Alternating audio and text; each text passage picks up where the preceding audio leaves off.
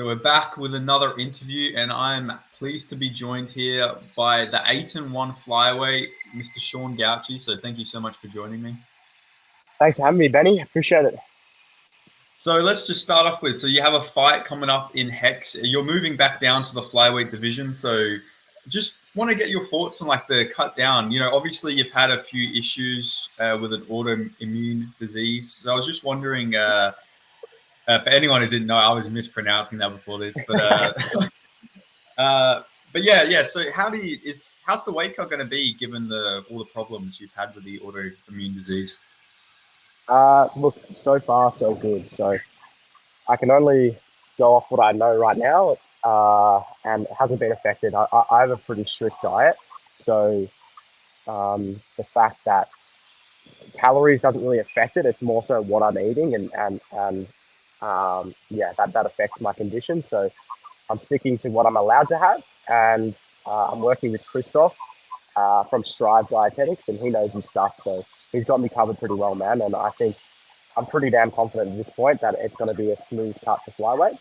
But this is my first time back there in a couple of years, so we'll have to see how it goes and how my body holds up afterwards. Yeah. And how do you see this guy as an opponent? Obviously, a Ryzen veteran. He has fought in Ryzen before, but if you do look at his record, he does seem like he has can crushed a little bit. But how do you see him as an opponent? Yeah, I'm not sure, man. Like you've hit the nail on the head there. Like it's easy to look good against people who aren't that amazing, but when he does fight, he looks really good. So I'm not taking anything away from him. I think he's a good opponent. I'm definitely not looking past him. I mean, I think he is still a strong opponent, 10-4. It's hard to even win 10 fights as a pro, even if you are fighting not the best guys. But he still has fought some veterans and he's beaten them. So I gotta look at those wins and give them the respect that they deserve. So I think he's pretty dangerous. The main area I find that he's good at is his ground game for sure. But I think I have the tools to deal with that. Yeah.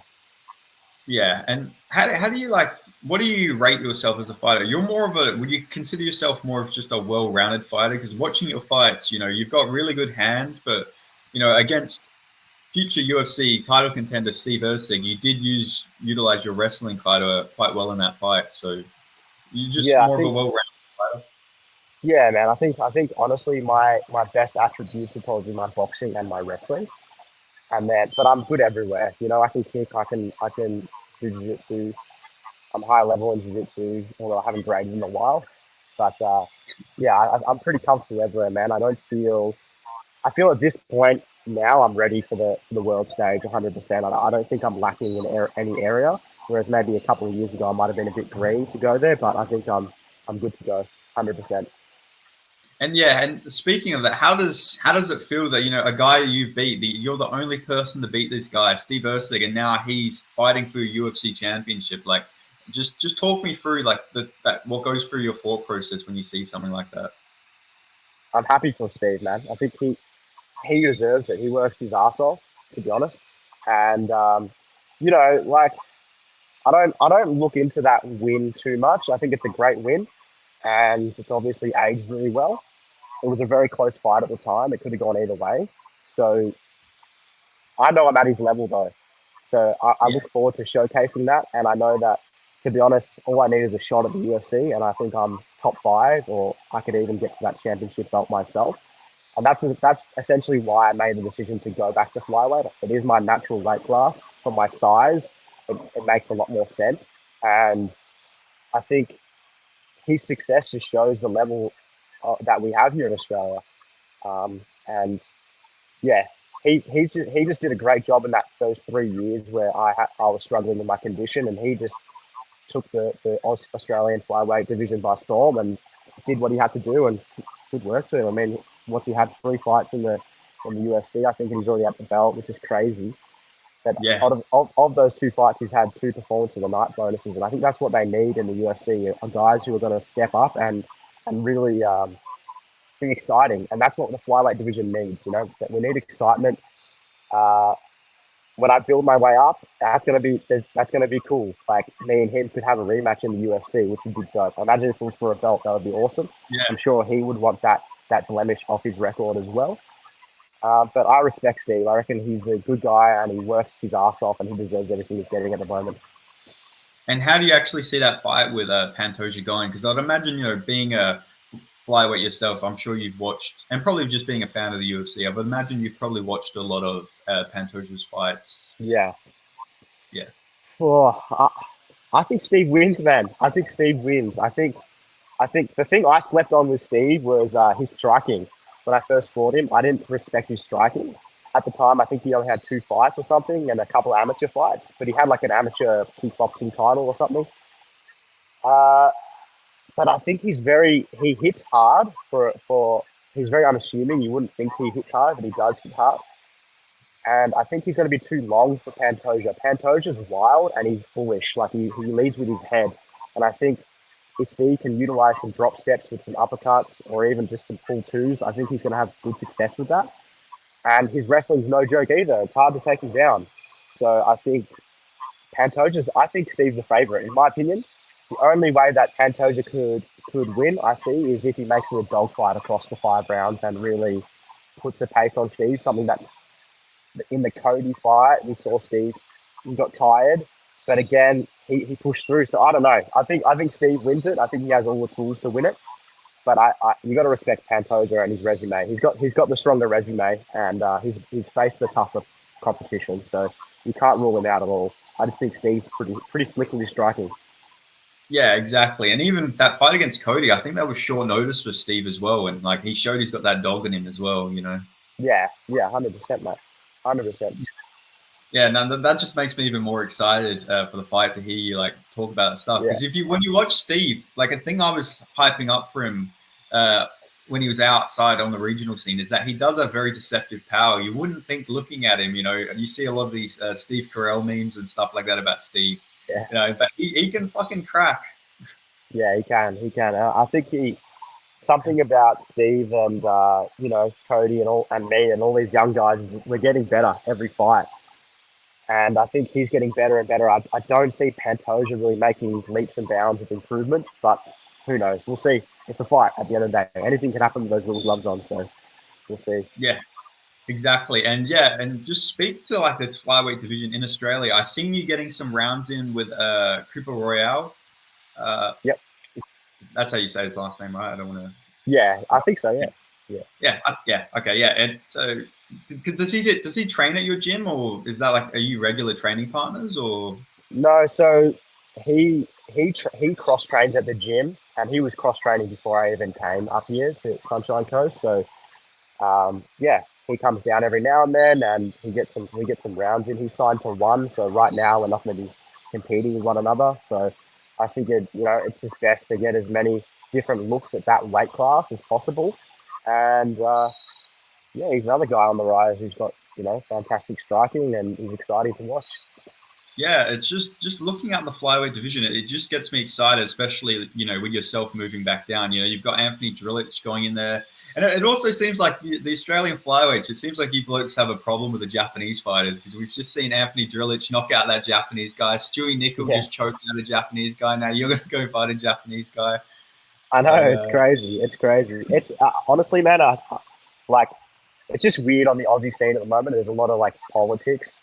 It's not even between fighters. Like, I think we'd all fight each other. It's just a lot of promotional politics that's going on at the moment. Obviously with the Hex versus Eternal kind of thing, and then now you add Beatdown into the mix and XFC, and then there's all these fighters that I don't know, man. It's just hard to. So that's why I guess we have to kind of fight internationals, and it's nothing against the Japanese guys. I think they just have awesome lighter weight class guys. So sure. That's it. Yeah, I think it just speaks to, because obviously Japanese people in general are like smaller, and they have a lot more smaller guys. So, I don't think it's a prejudice thing or anything. No, it definitely isn't. Not by me, at least. Not by me. Yeah, but like Hex, the whole Hex Eternal thing. Yeah, it is crazy how it works. Like, you would love to just be able to fight these guys, but besides yourself, who do you view as that number one flyweight? Obviously, besides yourself, like between Anthony Drillich and Stewie Nickel, who do you think is like top dog between those two? Yeah, that's a good question, man. I don't know. I think they're both good. I think my honest opinion, I think Stu has had probably an easier path right now, but I think his jiu-jitsu is something like he's a specialist. You know what I mean? Like if you were to do straight no-gi rolls with Stuart Nickel, you're gonna have a tough time. You know, so I think he has that skill set where he's well ahead of other people. Whereas Drillich is more like myself. Obviously, he's got the great equalizer in his left hand, but I think he's more of a well-rounder. So I don't know. I'd have to. I don't know, man. That's a tough fight. If they fought, I think it would be a great fight. Hopefully, I can. We can all fight, but we'll see. We'll see how it goes. Yeah, exactly. And yeah, honestly, Stewie Nickel reminds me a lot of Pantoja actually in the way he fights. You know, on the feet, Yeah, he's not maybe the most technical, but he is very aggressive on the feet before he gets his takedowns. He's got that same sort of Pantoja type grip to him, I feel like. yeah, yeah. He does. He does. He does. I've done some training with Stuart as well. To be honest, Oh, yeah, he's good. He's very good. Yeah, yeah, good at what he does. yeah, no, that's cool then. Yeah. Like looking at like the UFC flyweight division, is there anyone you like? Obviously, not looking past your opponent come Yeah. May, but like, is there any guys you see in the UFC and you're like, fuck, I'd love to just test myself against them? Um,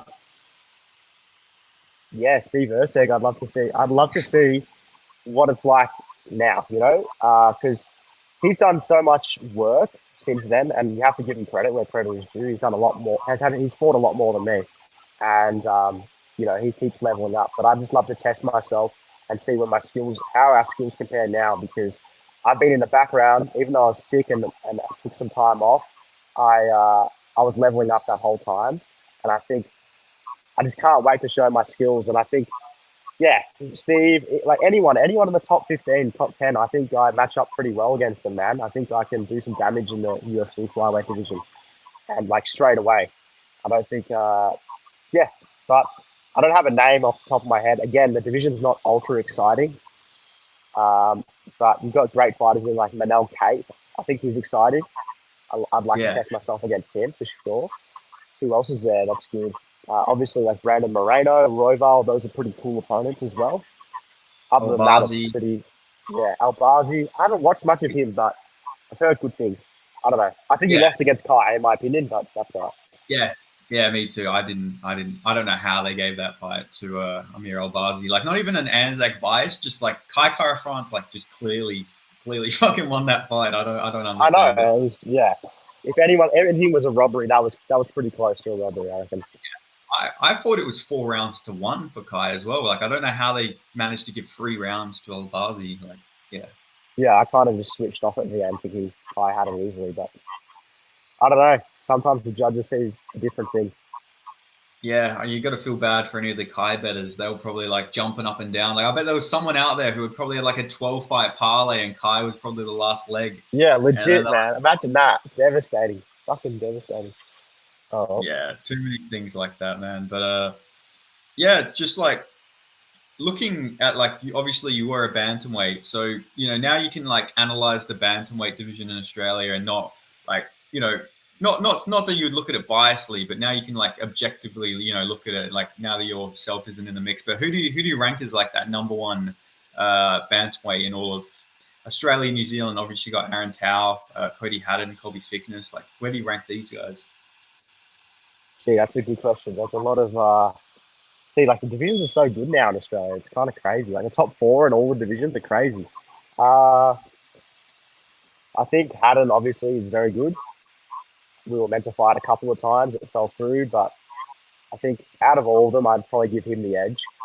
Uh, I'd like to see Tao. I think Tao is very good. I think he hits like a truck and he's strong as an ox for the division. I mean, look at the guy. It looks like a little Hulk. But I just think like skills wise, I give Cody the advantage over Tao. And I'm not really sure about Colby. I think his grappling's really good. I'd have to give him number three though, because I think his striking is still lacking, in my opinion. And that's no disrespect to him. I just think that he still needs to work on his game in that area. But his wrestling and his grappling is obviously very, very good. So yeah, that's my opinion. Yeah, yeah, and yeah, I like that you look at it objectively, and obviously, you're all really young guys as well. Like people don't realize that you're younger than Steve Erceg. You're 26, I believe. Yeah, just turned 27. Yeah, Okay, it's 27. Yeah, like yeah, you're all just really young guys. Like it's not like it's an older, like you're all a bunch of old veterans or anything like that. People yeah, don't realize that Steve didn't lose to like some older veteran. He lost to a guy younger than him, like many years ago. Like you are a younger guy. yeah. It's crazy. Yeah, I know. Yeah. Honestly, our fight was so long ago. I think I was 20 and he was 21. So just two young guns Yeah. going at it. So pretty cool. Pretty cool. Yeah. And did you have like an amateur career? Nah. Just went straight to pro. Just crazy. Didn't even have an amateur. There was no amateur scene back then, man. We didn't have that opportunity because nowadays you get like Demolition, Path to Hex, Eternal.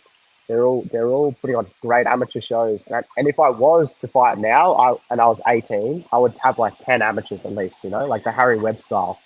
But I didn't I Yeah. didn't have that opportunity. It was only just pro fights or nothing essentially.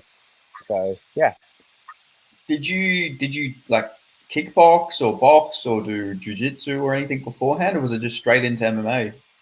I just play footy, man. Nothing. Fuck, That's like it. that, That that was is that was crazy. my combat sports experience. I guess that's probably why my career's been a bit slow. Is like I've had to kind of play catch up from the get go. I got thrown into the deep end pretty quickly, and I think I've just been smart with my career and just building all my skills so that it does match where I am in the rankings. Because in Australia, the thing is, you win three in a row, especially in the flyweight division, you're ranked in the top two or three, and sometimes you can lag a little bit behind with your skills. So I've just been chipping away in the background, and but now I'm ready. I want to win this fight. Fingers crossed I win this fight, and then I'd like to back it up in June or July, and then hopefully I'd like to fight in August on the UFC card. If not, Dana White Contender Series, prove myself. If not, I'll just keep defending the belt until I'm undeniable, essentially. And like I said, I'm willing to fight anyone. Um, I don't think Hex is like locking anyone down, which is pretty cool. So yeah, but it's just timing, all timing based. That's all. Yeah, and I love that mindset. You see a lot of guys who they'll just sort of like sit around and wait for like a Dana White Contender Series. I love that you're like taking the initiative to actually make yourself undeniable for that. So I love that mindset to just be as active as possible. Yeah. That's been my mindset the whole time. Like even last year, I think people were thinking I was waiting out. I didn't think I was even going to get a UFC shot last year when I won the belt in February. I wasn't like sitting on my laurels thinking I'm going to get a belt. I was just I moved interstate. I got comfortable with a new gym, and I was meant to fight in November. I got a staph infection like 2 days before the fight, a real bad one. So I want to stay active. People think that I'm like inactive and all this. Like I've just had a bit of bad luck. Once I get like the ball rolling and momentum going, I want to fight like 3 or 4 times a year, and that's ideal for me. So yeah, I look forward to it. I look forward to it, man. Yeah, and I love that mindset. And yeah, honestly, I feel like there is a bit of a curse when it comes to like you flyweights and bantamweights in this country. Obviously, you've had a terrible run of luck. Colby Thickness had a terrible run of luck. Cody Haddon's had a like horrible run of luck. Like all you guys just seem like there's some sort of curse on you smaller guys. Yeah, I don't know what's going on, but yeah, every time we go to fight each other, something happens, and it's always like a big drama show. So yeah, I think for me, I've changed a lot about my training. I was training way too much and just not recovering and not doing any of the things you need to do, like sauna, ice bath, massage. I wasn't investing anything into myself. And this camp, I've done a bit more of that. I'm training a little bit less. So I'm not doing 12 sessions a week. I'm just doing 10, just stuff like that. But it's about the quality of training now, not the quantity of training. And look, you still get your niggles and you might get a cold or whatever, but I'm feeling a lot better this training camp, to be honest. And I just got to make it to the damn fight. That's it. That's it. That's it, man. Yeah. Yeah, exactly. Like it's not even like you're having problems in the fights, it's just getting to the fights. Because in your fights, you do look phenomenal. Like you are looking really good. You're looking well rounded. Honestly, and I'm not just saying this as I'm interviewing you right now, but your striking style really reminds me a lot of Alexander Volkanovski with the way you move, your movement, the way you throw punches. Like, Thanks, bro. Appreciate that. That's a good compliment. yeah, I'll take that. I'll take that yeah, any day of the week. yeah. Like, honestly, watching you, because like your stance and everything, you remind me of like it was probably Volk, like Max, the first Max fight. You fight very similar to that. Is there any like inspiration there from Volk, or is it just a coincidence? No, of course, man. I've been analyzing Volk since he got into before he got into the UFC. Actually, I remember watching him on AFC, and then he fought like internationally, and I watched that fight as well. So I've been studying Volk for ages, and just taking a lot of his like mid shifting, his stance switches, and his level changing, how he sets up his overhand. Yeah, so I've just been watching a bunch of him from the start. He's one of the fighters that I like to watch a lot of. I have a few that I kind of chop between, but he's definitely in that category of fighters I like to watch. Yeah, Yeah, I could sort of tell, like when you knocked out Oliveira, the way you like the way you were throwing them punches and everything, it looked really similar to like Volk around like 2019, 2018. Like you, I don't know, I could see that there was some sort of Volkanovski inspiration in your striking. thanks, man. I'll take that compliment any day of the week. So thank you very much. But who are those other fighters that are in your list that you like to watch, movie wise? um, yeah, so Volkanovski's in there. I like Taporia as well. I like his boxing, and the way I like his head movement, man. Like the way he's got, it's very subtle, but he's got very good head movement. Almost, I'd say, elite boxer level head movement, which is rare in MMA. A lot of MMA guys, if you notice, it's more footwork.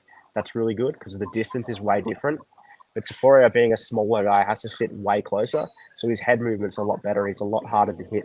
So he's definitely one I like to watch. I like Piotr Jan as well. I think his style of boxing and stance switching is really cool. And he's just so fluid. I like. I've learned a few takedowns off of him as well, which is cool. Another one I was watching for a while is Cejudo, just because he's short like me, and he's fast, explosive, and a very good wrestler. And his transitions whilst he wrestles are good. And obviously like Mighty Mouse. But those are mainly like my top five that I watch. I study pretty closely, and I feel like I'm at a point now where if I go to spar, I can pick one of those guys and emulate them very well, but add my own little twist onto it. So I think that's when you can start adding your own flavor onto certain styles. Is when you can apply what they're doing in a fight and do it into sparring, and then hopefully you get that into the fight as well. Yeah, absolutely. I like that. I like that whole approach as well. It's like, have you ever heard of? Oh, I forgot. There was like some superhero, and he would like take the powers or something like from other like superheroes. It's sort of like that. You're taking. It's like you're Yeah, morphing into that fighter. Like you're stealing. They're not stealing. But, you're taking inspiration from their whole yeah. fight style. I don't want to be inauthentic or like do copy someone. It's not that's not what I'm trying to Yeah, do. I'm trying to like for example, Peter Yan, his long guard. He's got a very good long guard. You're not going to get better at it if you don't try it. You know what I mean?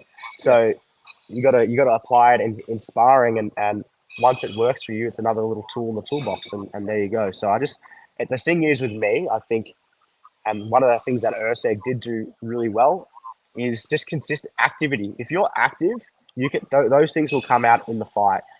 If you're fighting once a year, it's hard to bring it all out in 15 minutes or 25 minutes. So that's what I hope to do this year is fight 3 or 4 times, ideally. And by the third or fourth time, I think people will start to see the, the true how I truly fight, because how I spar and how I fight is very different. And that's because of just inactivity, in my opinion. And I think people will be surprised. I've probably shown I would give myself a good 6 out of 10. I've shown myself 6 out of 10 in my performances. And the times I perform best is when I'm fighting consistently. So that's what I hope to do this year.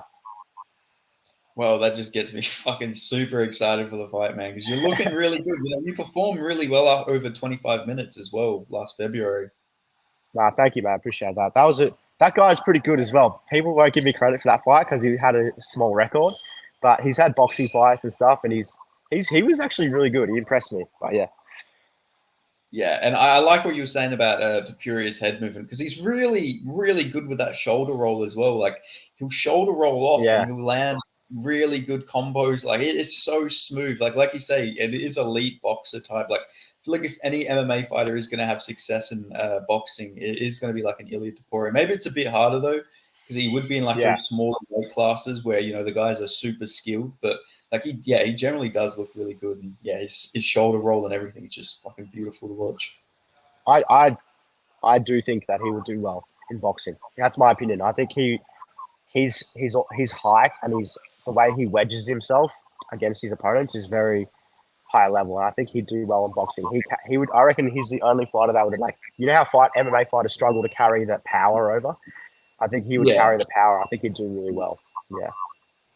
yeah, definitely. The way he punches, like as a featherweight, is crazy because like featherweight as a division, people don't realize, but a lot of these featherweight fights do go to decisions. You don't really see many brutal like featherweight knockouts, but when it comes to Ilia Topuria, man, like yeah, He's sitting on every punch, man. He's trying to hurt you. yeah, Yeah, yeah, it's cool. he Cool to watch, man.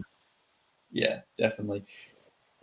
Do you have like a favorite? Obviously, besides Volk, do you have like a favorite like Aussie fighter, maybe in the UFC, just like, or maybe just boxing or whatever to watch? Like, do you have a favorite Aussie fighter? An Aussie fighter. Who do I like? Jimmy Crute.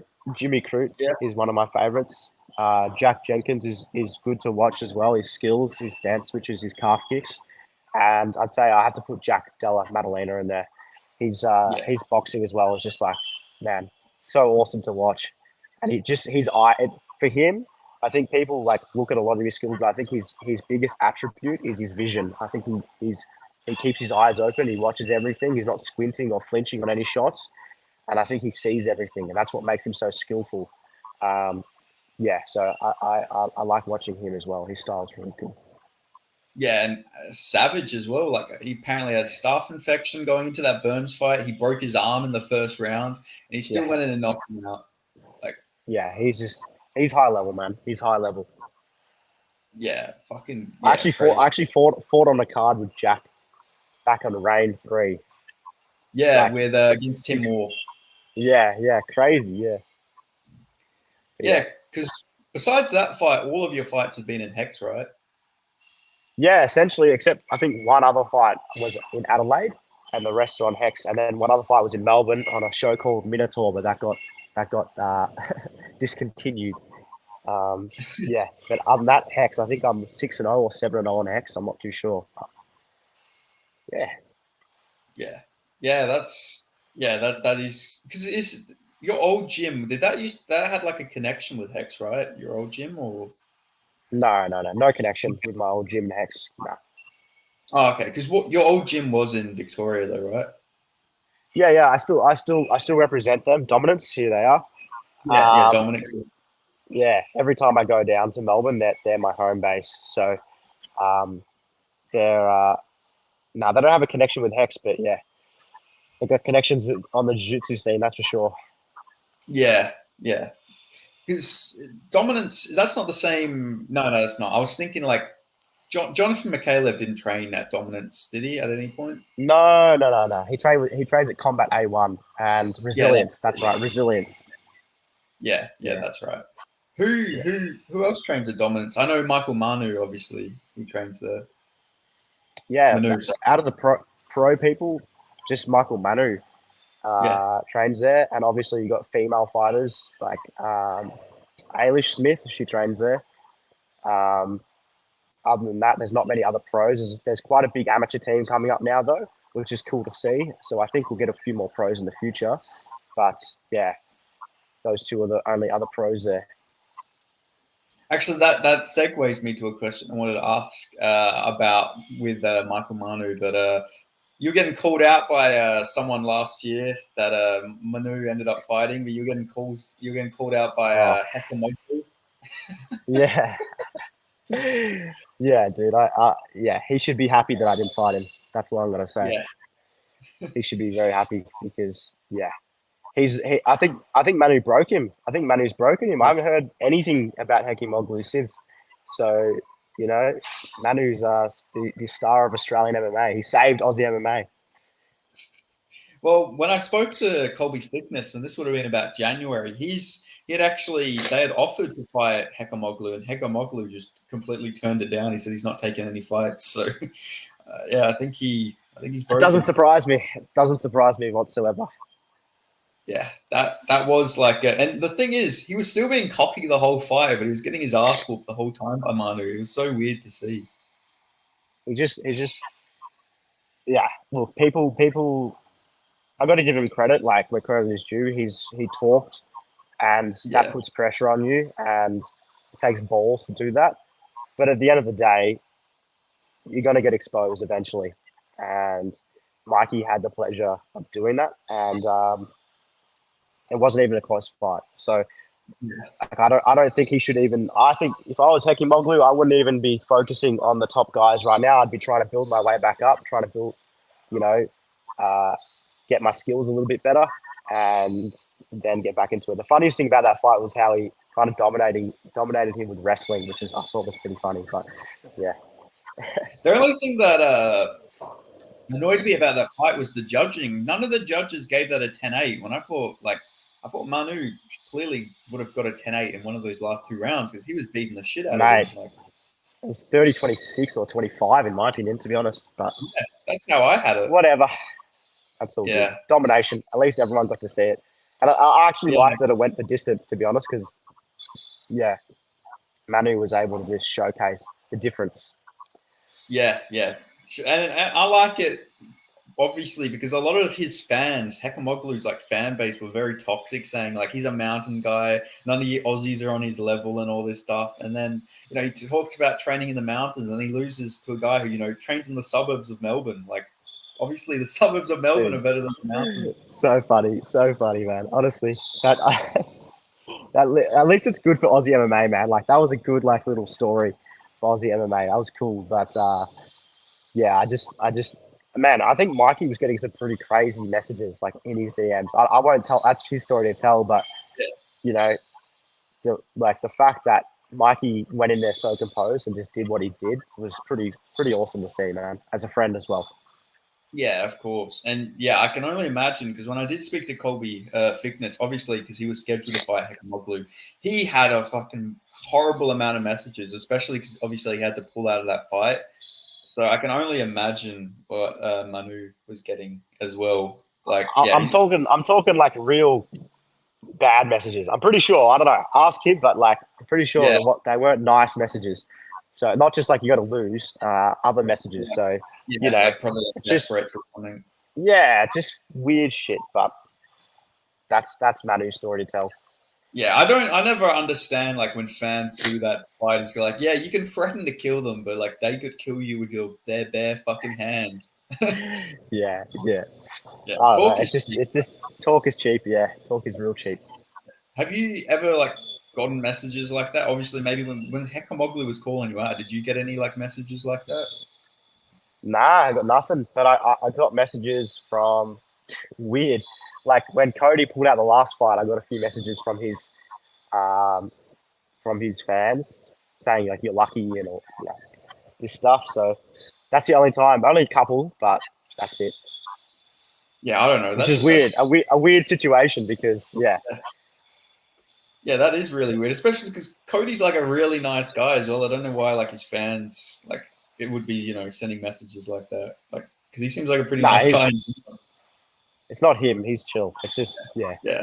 Some people like to they let it get a bit ahead of themselves. That's all, and a bit of white line fever, I guess, and they like to send a message and then you respond. What's funny is you respond to these people and then they're like, "Oh no, man, I didn't mean like that. Like I've watched your fights, I respect you." It's like, why would you message me saying like something like that and then back off?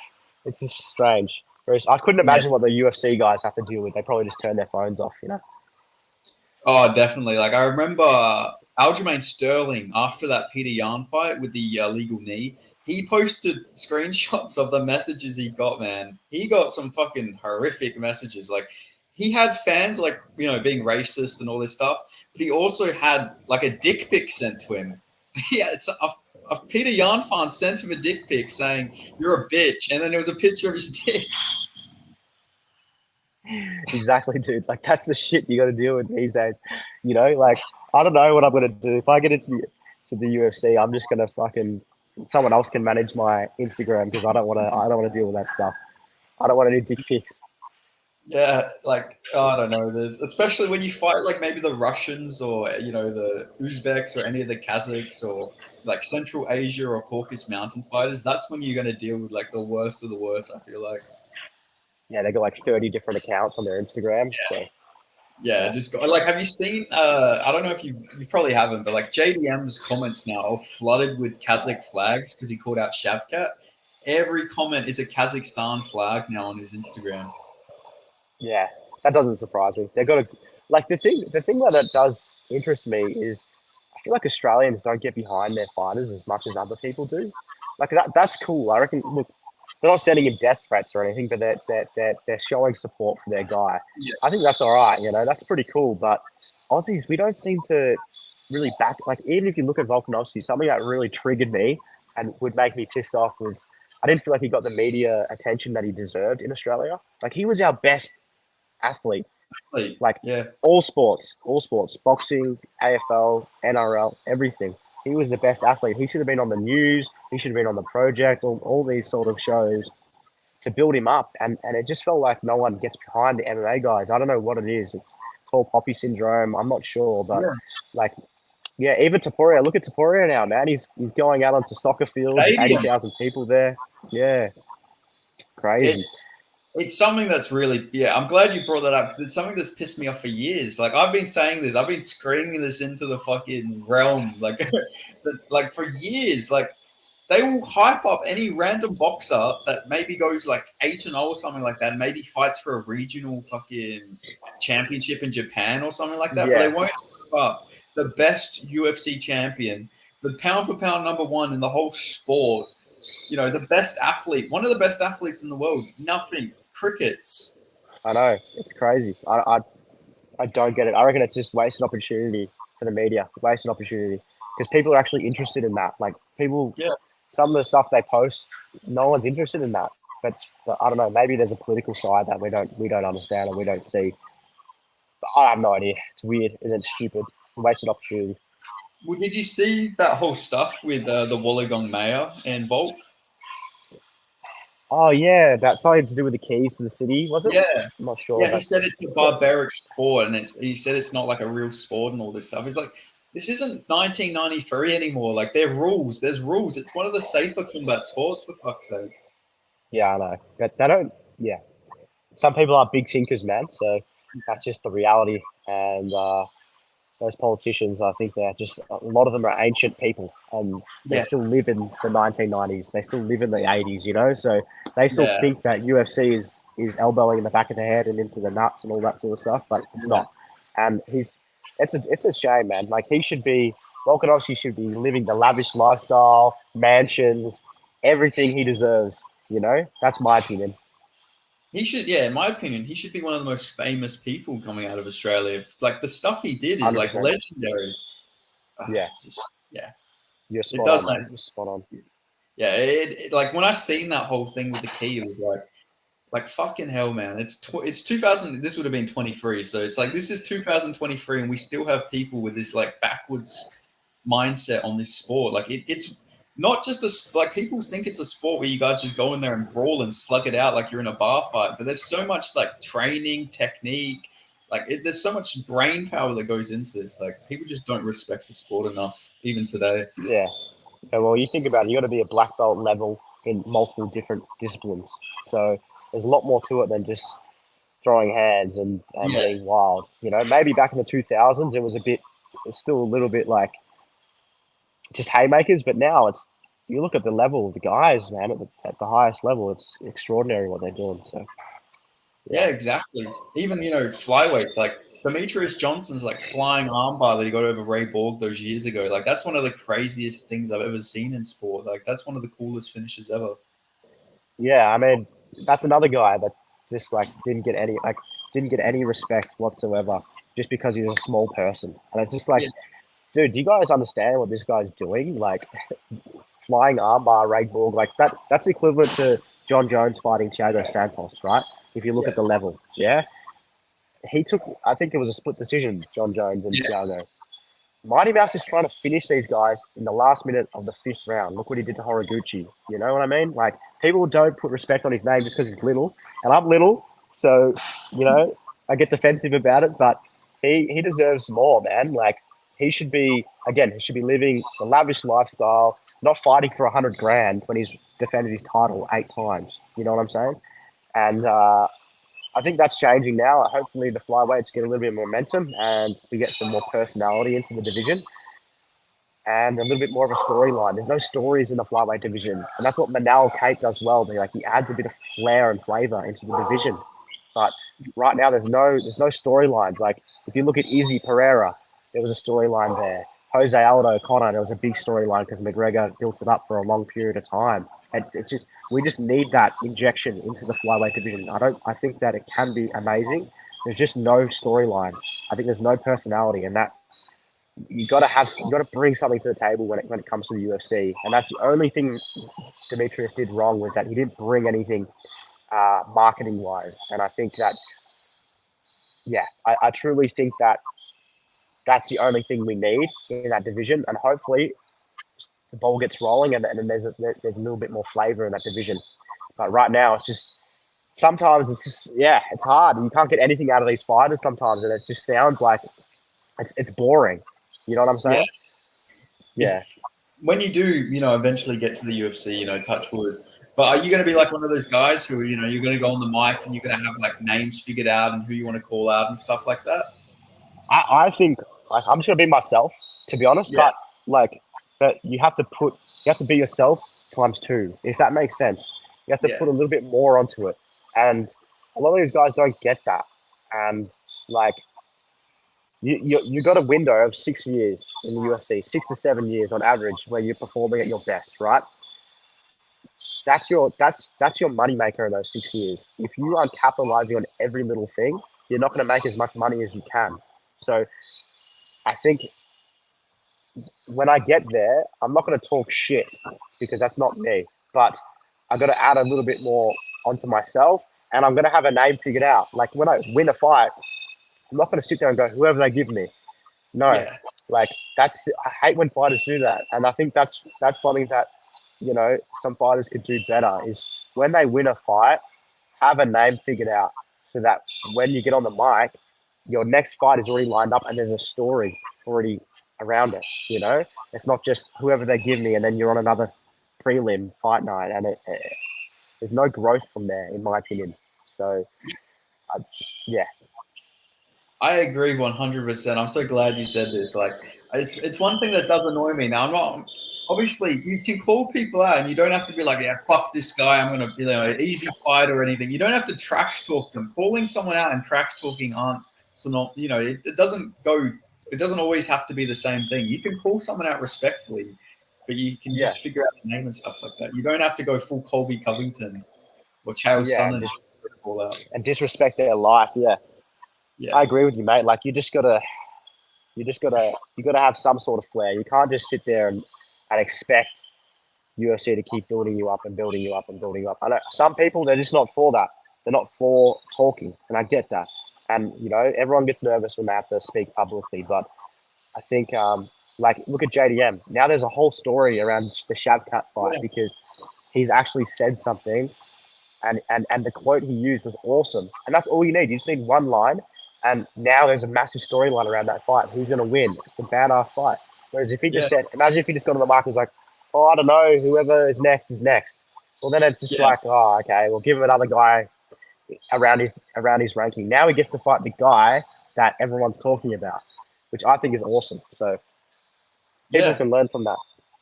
Yeah, absolutely awesome. And like, you look at like guys like in your division, like Muhammad Makayev, he could have maybe got that title opportunity, but he says on the mic, I don't deserve a title shot after this. And then now he's crying that Steve Erce got the title shot. Bro, don't even get me started on that. Like, I don't know. Maybe I'm watching something else. I just don't think that those two are actually even in the same ballpark. I think that, I don't know. I think Erceg beats Makayev comfortably. I don't know. That's what I mean with the flyweights. It's hard. It's difficult. There's the guys in that division that have been there in the top 10 for so long that these new guys will start taking over. But like Makayev, he can't complain about not getting a title shot. You can't say that and expect people to be interested in you fighting for a title afterwards. No one's going to be interested in you, especially if you had a shit performance. It's just the reality of it. So I agree with you. He should have, if he had any chance of getting a title, he should have maybe said something about his performance, yes, but then gone on to say, I don't know, use a line to make it interesting. Okay, let's see it. Let's see it happen, you know? Another one. Like he could have been like, yeah, this wasn't my best performance, but when I'm in Rio in May against Pantoja, that will be my best performance. Like he could have, Yeah, I don't know, simple, spiced it up a simple, little bit. simple. Could have said, I just beat one of the guys at 20%. Now Yeah, let's give me Pantoja. It'll be light work when I'm 100%. You know, it's easy. Just do something like that, and it makes people a little bit interested, or at least it creates chatter. Like, oh, he doesn't deserve it. He does, and people argue, and then there's chatter. But if you just say, I don't deserve it after that performance, and I get it, it's the honourable thing to say, but this sport, I think, is it doesn't favour those sorts of things. yeah. Like they say, you got to fake it before you make it. Like, Yeah, hundred yeah. percent, man, 100%, 100%. And he went on like the deep end after his fight, like making excuses. I don't know if you've seen anything, but he posted like his fucking diarrhea in the toilet on the day of the fight. It was really, really fucked up. Mate, I don't indulge in that. That's weird. That's weird to me. But I think that's weird. Honestly, that's weird. But um, yeah, he could have just said I had diarrhea. I don't think you had to post the pictures of it. Yeah, it's You know? yeah. Is that like a fight you see down the line, like you and Makayev? Like, have you thought about that sort of matchup? Yeah, I've thought about it. I've thought about it. I've thought about everyone in the top 10. He's Yeah, good. He's good, but I just think that there's elite and then there's good. I think he's yeah, good at the highest end of good, but I don't think he's elite, and that's my honest opinion. And I think in the top three or top four guys in the flyweight division, I think they handle him quite well. I don't rate his what was that guy's name? The deaf flyweight. He was very good. Oh, He fought Kai. Askarov. I think Askarov. he's similar to Askarov, but I don't think his wrestling is actually as good as Askarov's, if I'm being Yeah, honest. And I think that Askarov struggled in those top three, that top three range, and I don't think Makayev has the striking to deal with those elite strikers. That's just my opinion yeah, from what I I've agree. seen so far. I agree. Even against Perez, there's an argument you could make that on damage, he didn't really do any damage with the takedowns he got. Obviously, damage being the scoring criteria. Like, it's Yeah, weird because he does wrestle and he does get takedowns, but he doesn't have good ground and pound. Like, he gets his submissions in the third round, but it's like I don't know. He finds a way to make every one of his performances just not look impressive. If you get what I mean, yeah, like he it's weird. It's weird. But if you watch his fights outside the UFC, they're all impressive, which is like maybe I don't know if he's getting a little bit of stage fright. I'm not sure. It's different when he gets to the UFC, so I've heard. So maybe it's just the level. He's just like he looks good against those guys, but against the UFC level guys, not as good. I mean, I think some of his comeback from behind. Like, I think he fought Elliott and he came back from behind and won. I think that yeah was pretty cool. Um, but again, I just think there's a big hole there. Like obviously, I think his wrestling is high level, and probably if you fought him, if you wrestled him in a freestyle wrestling match, you'd struggle because he's really good at it. But as a whole in MMA, I think there's a big hole with his striking, and I think people with that higher level who can defend takedowns but can also put your lights out, he's going to have a hard time against. And they got to start adding knees to the head when people are down, man. It's so yeah. annoying. Like Agreed. I'm so sick of seeing fighters sitting in that turtle position and doing nothing. Like With one so many hand of down. these fights, yeah, dude, uh, it's no like he's playing the game, so it's fine. He can do what he's doing it. That's great, but I don't like that. I don't like that. I think that needs to be removed because then you're actually disadvantaging the striker. You're letting a grappler sit into a position where he's very compromised and vulnerable, but the striker can't do anything. So he might have a leg and then be sitting on his arm like this, and it's all in his favor. Could you imagine if you were able to knee the face when someone's doing that? It's game set match, and I think the UFC needs to change that rule ASAP. Yeah, that's my opinion. That's one of the things I love about one is that there's grounded knees. It's just necessary at this point because look at Mobsar Evloev. Did you watch the fight with Mobsar and Arnold Allen? It was on the Strickland Yeah, but he got legally kneed. It was a legal knee, and they stopped the fight and gave him time Exactly. to. It doesn't Exactly. make any sense. To recover. Yeah. Yeah, Like look at Cejudo and Sterling. Same yeah, thing, man. You know, like the actually, if that was a street fight, Cejudo's knocking him unconscious. You know what I'm yeah. saying? And the same with Peter Yan versus Sterling. Peter, that was a bit reckless by Peter, I reckon. I think he actually wanted to hurt him, but you know what I'm saying. If that wasn't a thing, the fight's over. That's it. And there's no questions or debates now of, oh, but he's not playing by the rules and he broke the rules. Well, unfortunately, this is the most brutal game there is. That's just you can get flying knee. Look at what Jorge did to Askren. So why can't we knee people when they're on the ground? I think one does that well, and I think that's it would add a whole new exciting element to the UFC because people when they're getting up, they're very reckless with their head. Like you saw it when Mighty Mouse fought Mariah.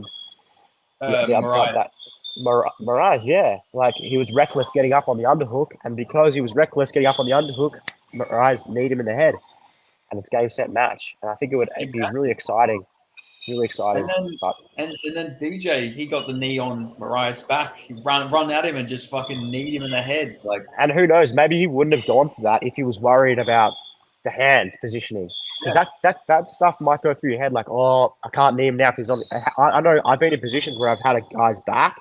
And I remember actually, he was down on all fours, and for a second, my head was like, this knee in the head. And then I was like, oh, wait, no, you can't.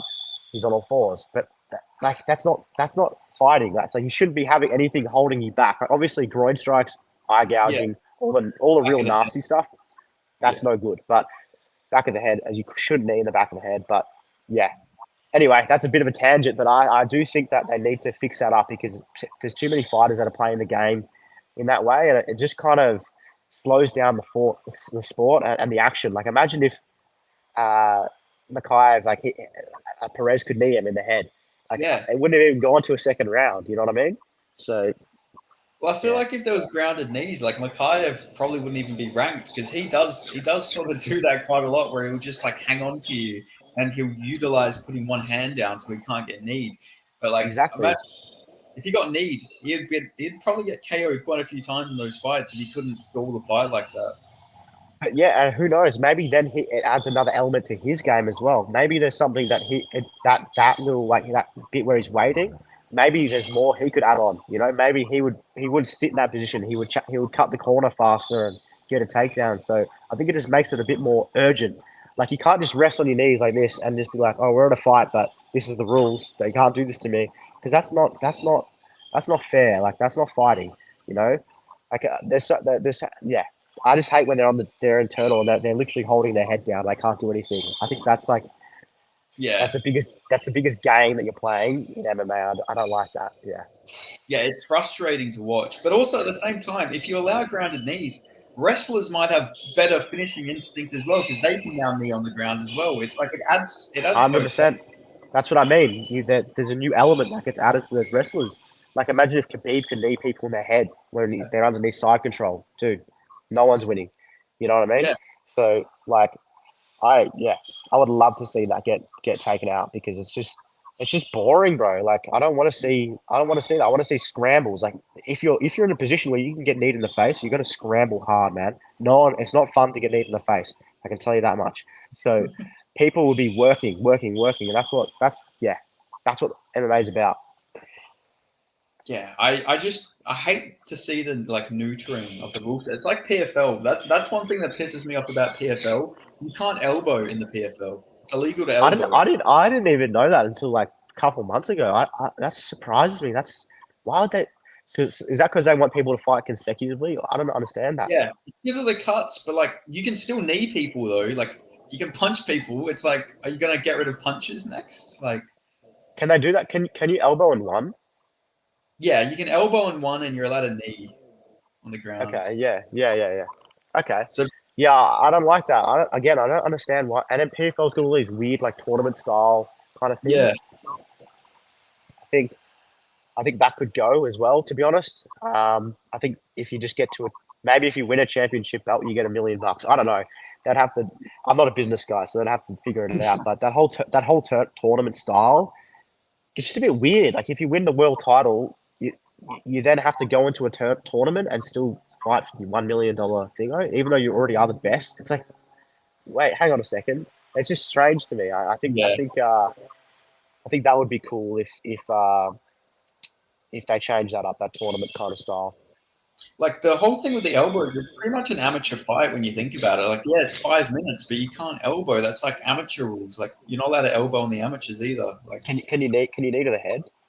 yeah, you're allowed to knee to the head, but you can't elbow, which Yeah, both it's still cause weird. cuts. Yeah, Yeah, I'd like to see some evidence.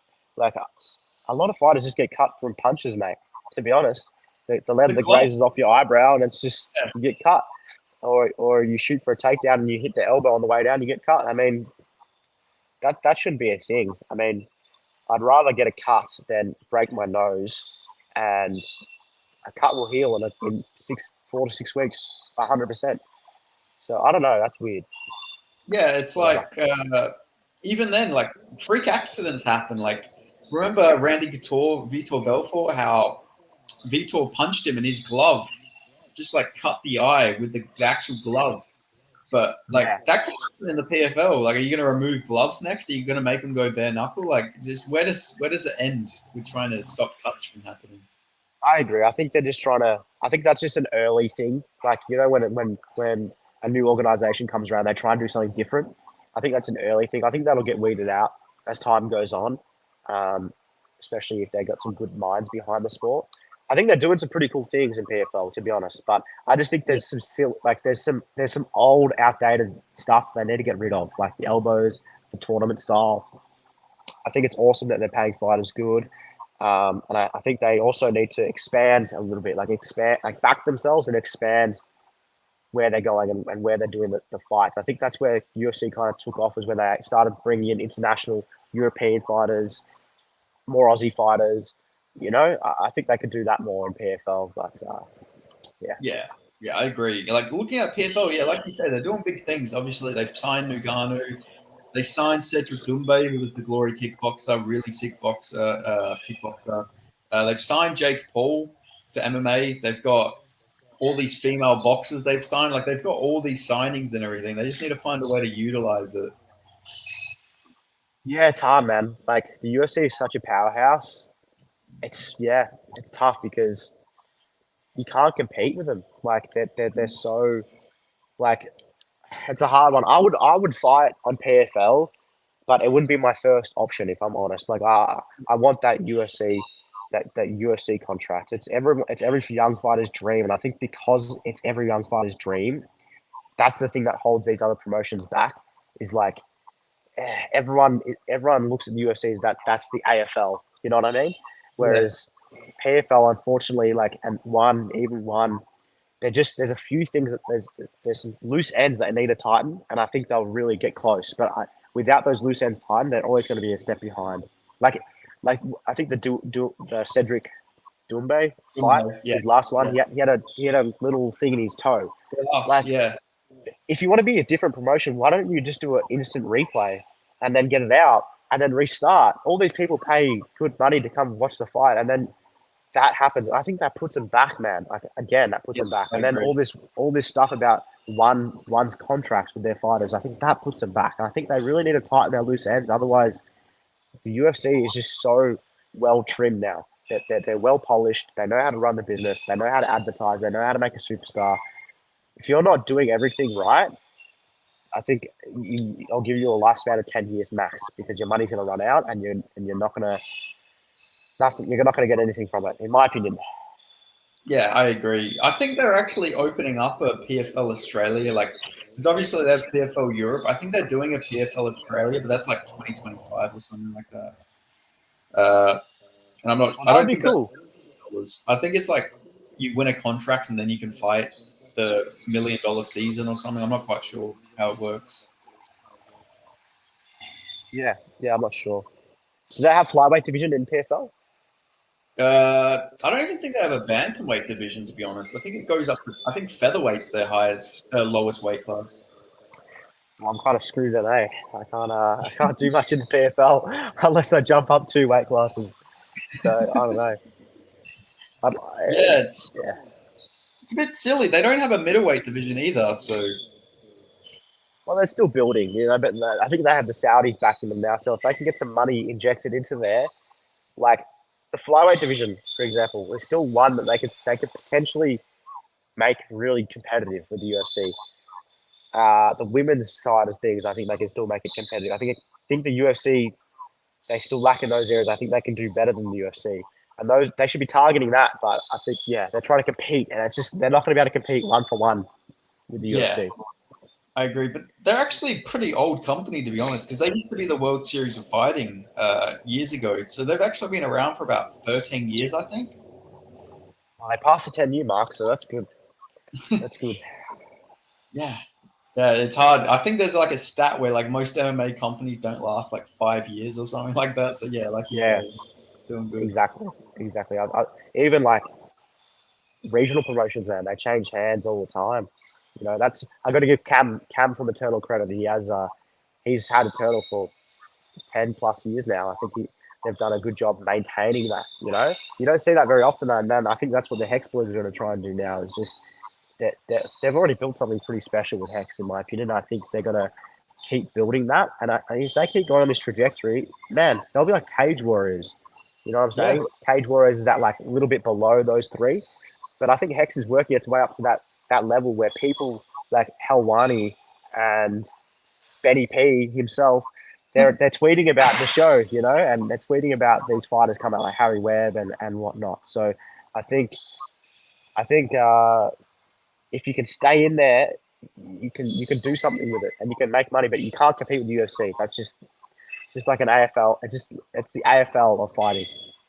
yeah, absolutely. Yeah, I agree with that. That's the perfect way to put it. Like Hex is an amazing promotion. Like I've paid for like I think the last 4 or 5 Hex cards. Like I generally fucking love Hex. Like I will look forward more to Hex than some UFC Apex cards at this point. Like just Oh the yeah, that Hex puts on, the matchmaking, the prospects coming up. Like it's just I love Hex so much, man. Like I'm definitely yeah, obviously I'm buying your card as well for sure. yeah. But you look like I think the thing that they're doing well is actually building a character and a storyline behind the fighters. You know what I mean? And like that's if you're going to make a promotion, it's not about the promotion. It's not about the promotion. It's about the fighters, and we all know that. Like look at I'll just use Harry Webb as another example because he's the hot thing at the moment. Like the way that they've built him up for his little docu series and all the little Instagram stories about getting to know Harry and then really leaning into the highlight reel nickname and all this stuff. Like they're doing that really well. Now you look at the kid. If he fought on other promotions that were just like regional promotions, he might not have the same level of hype, but he's got some damn hype about him now, and he's probably Yeah, one fight away from getting straight signed, which is crazy. You know what I mean? At 4-0, that's unheard of, and I think that's because and Hex is blowing up. They can make a whole promotion around that kid, just one fighter, and because they build a storyline. I think that's the most important thing when you're building a promotion is to make the fighters the most important thing, not your entertainment at the fights, not the venue of the fights. The fighters, they're the most important thing, and what's the storyline there? And the fact that they're doing press conferences, I'm sure they're not making money from the press conferences, but that's good marketing. It gives them something. I tuned into to all their press conferences. The Hecky Mowgli one was entertaining. You know what I mean? And then yeah, the last one was entertaining. Like Kit Campbell, I love like listening to him. He's just stoic and he's just a badass. And it's like similar to the UFC and how they go about things. So I think that's what they're doing really well, and that's what other promotions need to do better. Is they need to invest more on their prospects that are coming up, not just make a poster and that's it. Because it's you fight today, gone tomorrow. That's the thing about this sport. Straight away, like no one even they're probably going to have to make another post about me because no one even knows about me at this point. So same thing. hey, I've been thinking about making a thread about you, but the one thing is that it's hard to find some of your early fight footage. Like it's hard to find some of your fight footage out there. Yeah. I'll send Like, you some. I'll send you some. yeah, because Yeah. I wanted to make a thread. I wanted to make a thread for like all the fighters because I did one yesterday for Harry Webb. I've been wanting Yeah. to do one for like you, Anthony Drillich. I wanted to do one for Cullen Salkild. Like I want to put all these threads out because I like to help the Australian fighters get like a name for themselves out there. Yeah, it's cool because you do it on Twitter as well, and I think Yeah, there's not many like not you don't get much notoriety on the Aussie scene on Twitter because Aussies don't really use Twitter as much as Americans and yeah, Europeans. So I think that's cool that you're doing that because, um, yeah, we don't. I only started using X or Twitter or whatever it's called now like a year ago. So I think the fact that you're doing that it brings a few more eyeballs to the Aussie scene. So something that you're doing well, man. It's good. And Fight Wave and all those boys, they're doing it well yeah. too. Yeah, I got a bunch of UK guys to check out Josh Kuhn versus Dimp Skillies when they fought in May of 2022, I think it was. And like, there's a bunch of like Dimp Skillies fans now running around on Twitter after that Josh Kuhn fight because of the clips I posted of the What fight. a crazy fight that was, hey. Yeah, Far out. That was a crazy fight. like it's not that the fights are bad or anything in Australia. It's just it needs more, like you say, it needs more character, it needs more promotion. Like the fights, I think Yeah. that the Australian scene's better than the British scene, the American scene, but it's just Bro, nobody's the checking talent it out. the talent we have here, I'm telling you now. Look at me versus Steve, for example. Look at Cody versus Steve. Arguably, his toughest fights are coming from guys in Australia, not in the UFC. Yeah, I think that we have the biggest and the best, not the biggest, but the best scene in the world at the moment. I think we're killing it. The guys that we have. Look at Harry Webb. You know, like look at Beata. All these guys that are coming up now, freaking awesome. And then you got like Mikhailov, who was just one step away, and then Bates takes over. You know what I mean? yeah, And it's just there's all these little stories that are happening, and it is like a mini UFC. It's cool. yeah. Yeah, I like what you say about Hex. They really do have a character to them. Like maybe they're not, technically the biggest promotion when it comes to Eternal, but like they feel like the biggest promotion that because they have the character, they have, like you say, the doco series. You care more about the fighters in Hex because you know about them. You feel like you're on the journey with them. You get to hear about their Yeah, backstories and everything. You don't know. You don't hear anything about. They didn't. Eternal had a golden opportunity to do like a Jack Becker documentary series after he broke his leg. They could have done something like that, like detailing getting back into the cage. But they did nothing like that. yeah, I agree. I agree. But maybe they're just because maybe they have the numbers, and they're in a position where they're doing a lot better than we know, So I think that the fact that they're on Fight Pass, they're Yeah, sitting pretty good. that's I think Hex has to more so sell their pay per view because everyone's already on Fight Pass, so everyone is gonna tune into Eternal naturally. You don't need to do as much marketing, but Hex they have to sell their pay per view. I think actually it does play in their favor a little bit because yeah, like you said, you get to know these boys. Harry Webb, the Hecky Mogley Manu thing. Like if that was on Eternal, that wouldn't have been a big fight. I'm just gonna be honest. yeah. That would have just that would there would have been a documentary of Emrahan in Dagestan and running hills and all this stuff. And there wouldn't have been much banter about it. Hex sold that really well. And it was apparently I was meant to be fighting on that card, which sucks. But apparently it popped off in the arena and it was just electric in the festival hall. So yeah, Yeah, I agree. Like all of the hex cards, they just feel massive. Like uh, that, they had Brendan Favola fighting on a hex card. An AFL. crazy, crazy. Good on him for stepping up as well. Crazy. That was a very interesting fight. I picked Tony the Tradie. I heard that he was a purple belt, so I was like, yeah, he's definitely gonna win that. But Yeah, yeah, Tony just honestly, Tony just he just controlled him, and he let it play out. I think he could have finished it a bit earlier, yeah, but he let it play out, and that was fun. And Favola was going for it, which was cool. I thought that was actually I was impressed. yeah. I love watching that. Like honestly, that besides the Harry Webb fight on that card, I think that was the one where he fought Nam Stevens. I was really excited to watch that fight. Like it was like a guilty pleasure type fight to see. Yeah, 100%.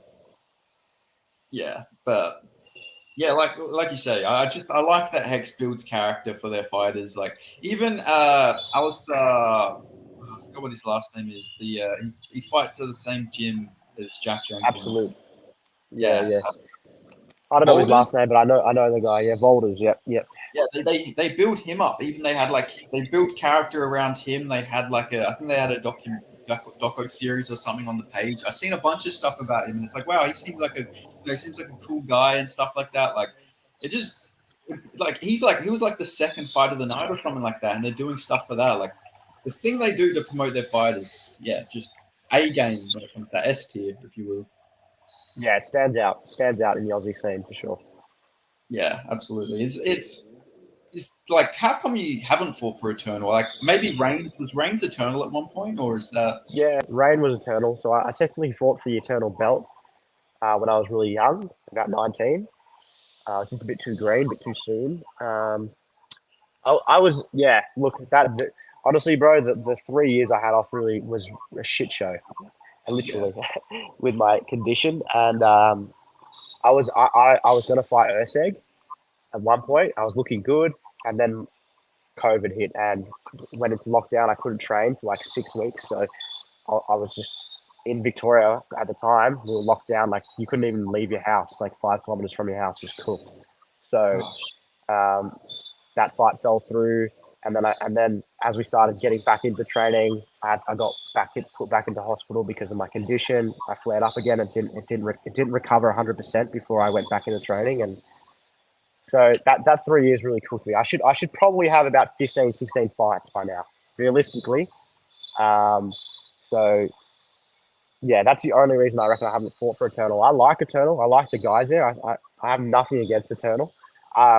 There was some back and forth, and potentially I was going to fight on Eternal and Hex and all this sort of stuff. It's just Hex at the end of the day, right now at this second, they just have they offered me something I couldn't refuse, and I just I like I like the way that they're going about um, their work at Hex. I think they're running a really good promotion, and they're actually looking after the fighters pretty damn well, man. And I've got to give them credit where credit is due.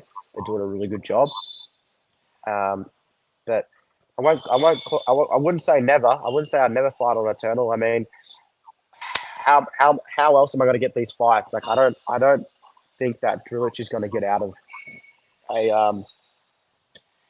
of I think they have to fight. They're locked down with Eternal when they become champions. yeah, I think I'm not 100% yeah. sure, but They get exclusives. yeah. So I guess I don't know. Maybe a co-promotion that would be sick. Imagine that. That would be badass. That That would would be be badass. that would be massive. And Could you you and imagine if? sorry, yeah, go on. Sorry. Could you imagine just a Hex versus Eternal, like flyweight, bantamweight, all the champions they fight each other? That would be sick. That would That'd be be sick. sick. Like looking at the matchups, it would be you and Drillich. It'd If I be win, yeah. If I win, let's just say that. sorry. Yeah, Let's not look past yeah. him. But We if got you we got win, a we got a tough opponent. Yeah, yep. yeah, bantamweight, it would be Haddon versus Costa. That Rod It Costa. should be huge fight. I mean, in Perth, that'd be a huge fight. Featherweight would be well. Actually, I think Justin's vacated the belt, Shit. uh, Yeah. so it'd be like the Giada. winner. Probably, I think it's going to be Sazale versus Paya. I don't know this. I'm just guessing. I'd assume that's going to be the winner of that. And Yeah. we've already seen Beata beat. Well, Beata lost to Bahia and he beat Sazale, so we've seen them play out. Lightweight. Oh my god. Quillen Salford versus Harry Webb. That's a fucking banger fight. Oh, that'd be a good fight, dude. That would be a good fight. I want to see that fight. See, like this is what sucks now. You can't see these fights. Like, Yeah, how sick would that be, dude? That's like a UFC card right there. A yeah. little UFC card. That is like a fight. Like I feel like that is like a UFC level fight, man. Like I think that is a fight we're probably going to see in the UFC since we're probably Yeah. going to see that in the regionals now. Who's at welterweight? So you got Bates versus who's a welterweight champion of Eternal? It got vacated, but it'll probably be like Rideout, probably him versus somebody for the vacant belt. Yeah, and then Ben Johnson. I don't think Hex has a middleweight guy yet. But Yeah, and yeah, then no pretty heavyweight. cool, man. It would be pretty Yeah, cool if we did it. If we that would did be a that, sick but card, man. Yeah, I'd yeah, love to see something like that. Because you and Drulich were scheduled to fight in Eternal, right? yeah, we like kind of like it just kind of got announced pretty quickly, and then I actually I ended up getting a surgery on my hip done, so did go ahead. Um, yeah, I'm not going to say anything else on that, but Yeah, yeah, just we were scheduled, and it was kind of verbally back and forth. We were talking about it, but um, we may have jumped the gun on that one. yeah. Eternal has been doing that a bit recently. They did do it with I think Drillich and Pearl. I think it was Pearl, something Jake Pearl or something like that. They announced that Drillich was fighting him, and then Pearl put a thing on his story. What the fuck is this shit? He's just like, I haven't agreed to this at all. But yeah, so Yeah, I'm not gonna.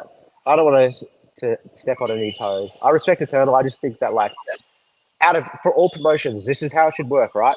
If you get offered a fight and you say yes, send a contract. yeah, That's how it works. Get it all figured out. Get it all sorted out before anything happens. That's how it should happen. And I think that's nothing against Eternal. That's all promotions actually, because that happens a lot in Aussie MMA, where you kind of like you talk about it and then all of a sudden it happens, but like you're not actually seeing anything, you know. So um, yeah, that would be something that would be good if promotions started just following that same structure. Is just talk about contract done, and that's it. yeah, exactly. Like, yeah, I feel like there's so much politics, so much backstage stuff that goes into this. That You got no idea, man. There's a lot of stuff that goes on at the back. Seriously, a lot of stuff. Yeah. yeah, the more I'm hearing about it, the more it's like, holy shit, this is more like WWE than WWE is at this point. Like, this is some Exactly. WWE type shit that goes backstage. Yeah, it is. It is, bro. It is. Yeah, but just before we go, I wanted to ask like some other flyweight matchups that are going down at the moment. Obviously, Anthony Drillis doesn't have a fight, but there is a fight between Sean Etchell and Shane Parker that's got announced. I just want to get your thoughts on how that fight's going to go. Oh, they're both good fighters, man. What do I reckon? I think Shane is a little pocket rocket, bro, and he's a bit unpredictable. So, like, it depends who shows up. I think, like Yeah, when he fought Manu, I underestimated Shane. I thought that it was quite a comfortable fight for Manu, and then he showed up, and he showed up big time. But his last fight against Tao, he didn't show up. In my opinion, he was. It looked like he let it get to him, and he was intimidated a little bit. You know what I'm saying? So it depends who shows up because he actually has really good skills. Like he's a Commonwealth Games wrestler. He's got really he throws heavy bombs with his hands. So there's a bit of danger there for Etchell. I think Etchell's the favourite for sure. Um, I think Etchell's got good boxing, good hands. I just think lately there's one thing he needs to fix up. If people get on his back, they can finish him. So I think if Shane is training that, if he can get to his back somehow and scramble there and sink in a choke, I think that's where Etchell struggles is the grappling side of things, defensive wise. Um, but in saying that, he's been fighting all the best guys, so you can't really take that. You can't say he's bad. He's just that's not his strongest suit. I would say that Parker can probably take him down, but I think that if it stays on the feet, I'm going to give it to Etchell. yeah, I think that's the smart way to look at that fight. And yeah, like you say, Etchell, he's sort of got that whole Rumble Johnson type syndrome where if you get his back, he just gets rear naked choked. Like that was the thing that the great Rumble Johnson suffered from. Every one of his losses except for one were all by rear naked chokes. So definitely Achilles heel for Sean Etchell. Yeah, it is. I don't know what. Maybe it could be a mindset thing. Like I'm not sure what it is. I know sometimes like you get into a fight and you're almost expecting something to happen, and you fear it so much it actually ends up happening. So Yeah. maybe that's what's happening. He's trying to avoid it so much that when it happens, he kind of just blanks. I'm not sure, but he's been doing the sport for a while. I'd say his jiu-jitsu, if you rolled with him, I'd imagine he's a brown belt, black belt level. It's just sometimes, yeah, you just got this thing. Someone has your number in some sort of way, or some sort of move has your number, even. But I don't know if I've never seen Shane take the back in a methodical way. I don't know if he could sync up a body triangle. I think his legs are probably too little. So, Yeah. um, but if he can get his back, maybe he can ground a pound. I'm not sure. Yeah.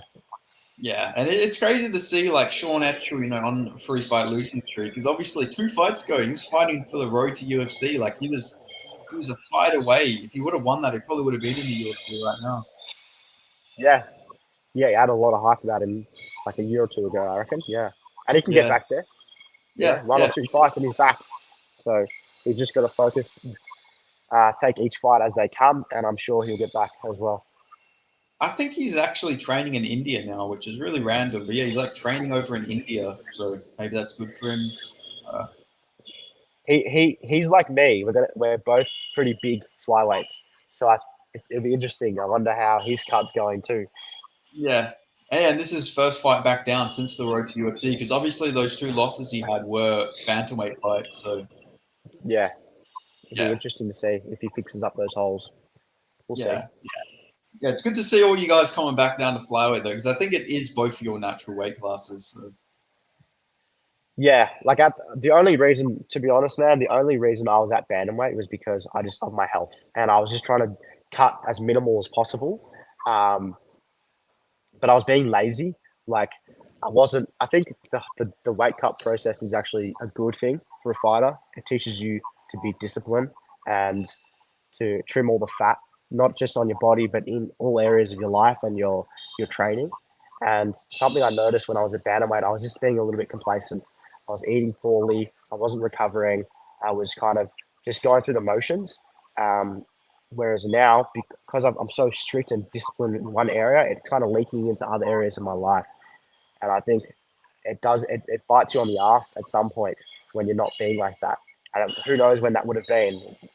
Maybe could have gotten to the UFC at Bantam. I'm not sure, but eventually it'll bite you on the ass, and you'll have to go back down anyway. You know what I'm saying? So Yeah. I think being 5'6" on a very good day, I think that flyweight's good for me. And people forget I've actually had 7 of my 9 fights at flyweight, only 2 fights at bantamweight. So it's Yeah, just kind of I almost wish like last year when I fought was originally meant to fight Cody, it was just for a 5 rounder, not for a belt, to be honest. Because when I ended up with the belt, I'd already had it in my head I wanted to go to flyweight. You know what I'm saying? So I ended up yeah, kind of holding up the division just indirectly. And then I was going to fight Cody in November, and obviously he pulled out. And then 2 days before the fight, I had to pull out. So it's a bit of a shit situation for me because I already wanted to go to flyweight, but I was like, oh, I've got to do this Cody fight, so I got to do it. And then that fell through again, and I was like, when am I going to do this? I'm either going to do it or I'm not going to do it. So I got to do it, and that's why ultimately I made the decision, and just committing to it. If I don't commit to the weight drop, I'm not making flyweight. That's just the way it is. So yeah. I've got to commit. Got to go. And so, like, have you dieted down a little bit? Like, has your natural weight dropped down a bit just to get to that flyweight limit? Yeah, like Yeah. I'll give you an example, right? Like I was being pretty cheeky, bro. Like in between fights, at bantamweight, I was getting to 75, which is like Wow. for me, that's pretty heavy. That's the heaviest I've ever been. And after, because through the colitis stuff, I got put on some heavy medication. I don't know if you know prednisolone and all that sort of stuff. So Yeah, they're yeah, corticosteroids, not the good type of steroids. They're the ones that make you like get a moon face and put on some weight in weird areas. So I blew up pretty heavy. I think the heaviest I got was 77, and so it was a long way back down. That's why I decided to go Bantam first. Then I kept blowing up at Bantam because I was like, I can, because I'll lose the weight easily to get to Bantam. So now we've got my weight down. Like I already had the mindset after November I was going to go to flyweight. So immediately after that fight fell through, I already started working my weight back down, and just back down to like the 65 region, which is very doable to get to flyweight from that region. And it was, yeah. I mean, I'm working with the best guys, so I think that I'm confident, and I'll obviously have to keep dieting for a little bit up until the fight, and then we do the weight cut, and then from then it's just about when I come back up after a fight, not going to 70 and being chubby Sean. It's about coming up to 66 and being lean or moderately lean. Like I think that's the thing. If you look at me, and then you look at some of these other bantamweights, they're 67, 68, but they're at 10% body fat.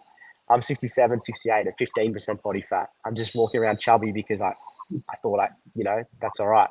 But it's going to bite you on the ass eventually. You know what I'm saying? So that's been the whole logic and reasoning behind things. And now my weight is steady, and I'm consistent, and I'm disciplined. And let's just have 4 fights. I can say it, but I've got to do it, and I've got to get to the fights, and that's what it's about now. It's just getting to the fights. Knocking on wood right now. You're on a chair. It's just wooden. Nothing happens from here on. I need to get to these fights. I don't even care about, honestly, like for my camps, I don't even mind doing a 3-week camp. I just want to get into the fight, because if I get into the fight, I feel like I can hold my own against anyone, especially in Australia. I feel like I'm the best flyweight in Australia, and I say that confidently. And I think I'm top 5 in the world when I'm healthy and I'm competing at my best. But I just need to get there. That's it.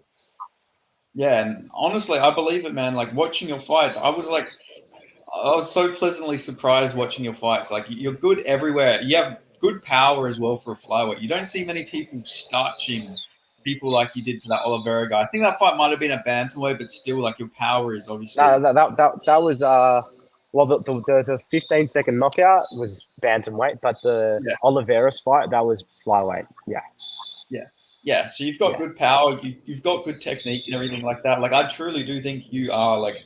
Well, obviously, you've beat Usyk obviously years ago, but like you've shown you're at that same level of him. I think you are ranked flyweight level, like for sure, man. So just got to go Thank in you, man. there. I really appreciate it. Yeah, I just got to go in there and prove it. That's what Yeah, matters. At the end of the day, everyone can say this, and what makes fighters great is that they can say that they're world class, but when the bright lights are on, that's when you got to perform.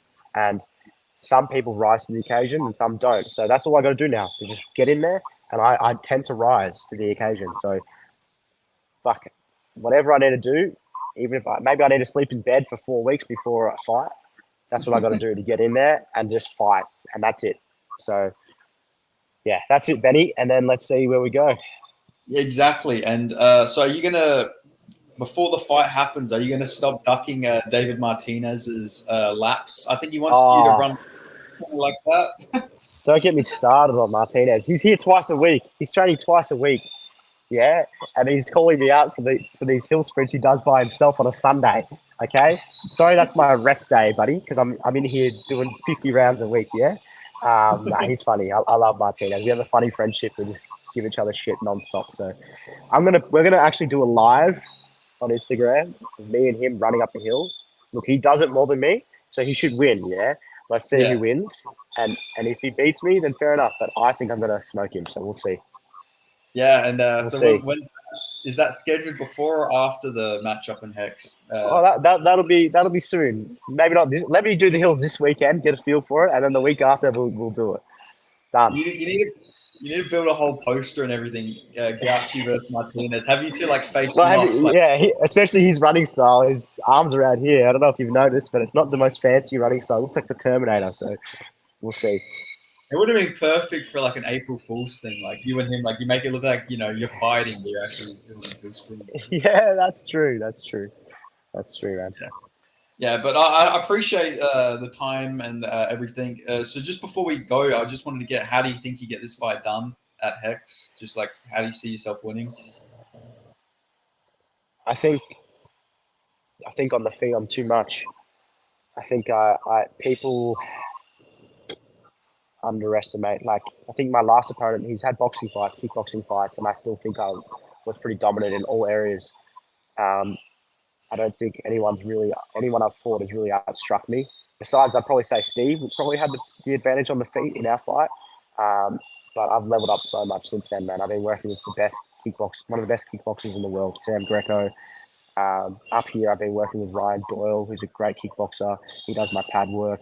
I've leveled up so much on the feet. I think that there'll be some good scrambles. I just think my power is going to be too much, and I think I'm going to hurt him in either the second round or the third round, and I think I'm going to finish the fight from then. Awesome. I can't wait to see. And I did see on his record, I think he has a 5-second KO loss by knee. So maybe just like throw a knee up there early, see if he can Okay, okay. You can do some investigative work for me. That'd be great. All right. Yeah, anytime, man, anytime. I'll, Thanks, I'll go man. look. I'll go use the Japanese translators. I'll go find if I can see anything. Yeah, we actually had to use Google Translate to get some of his fights, I think. But Yeah. I've looked at a lot of the Japanese guys that some of the Aussies have been fighting, and yeah, you have to go like deep dive in Japanese and translate, and it's crazy to find some of the fight footage sometimes. yeah. Yeah. Oh well, that's what you got to do. Thanks for having me, Yeah. mate. Can I just make a few shout outs? Yeah, I was about to say if you wanted to shout out any sponsors or anything like that.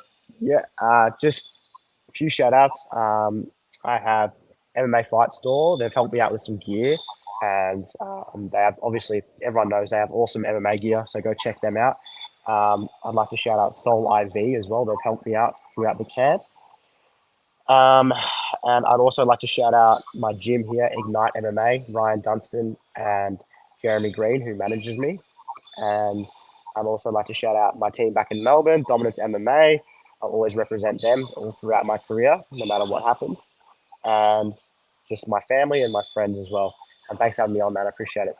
I appreciate Also, it. Yeah, thanks. Ryan Doyle. Sorry, Ryan Doyle. Yes, and Vice Kickboxing in Sunshine Coast. Awesome. Yeah, I'm glad you got that. When I had Harry Webb on, he accidentally mispronounced one of his sponsors, and they actually put up a whole Instagram post because he mispronounced the sponsor. So Really? Wow. yeah, just like a joking post, not like a serious post. Like they're just Oh, joking. I thought they had to go. Yeah, no, that's all right. No. Just because he like mispronounces, I was just taking the piss. But thanks for the time, man. I hope I didn't take up too much of your time here. Oh, fuck, it's been an hour and a half, man. That's solid. Yeah, it's gone by quick. You're a good interviewer, mate. So good on you. Yeah, I appreciate it, man. All right, well, thank man. you. Good luck. Thanks for having me. Fight. I can't wait Thank to you, see how you do. Touch wood, you get this one done, and hopefully it's off to the UFC. Let's see, man. Let's see.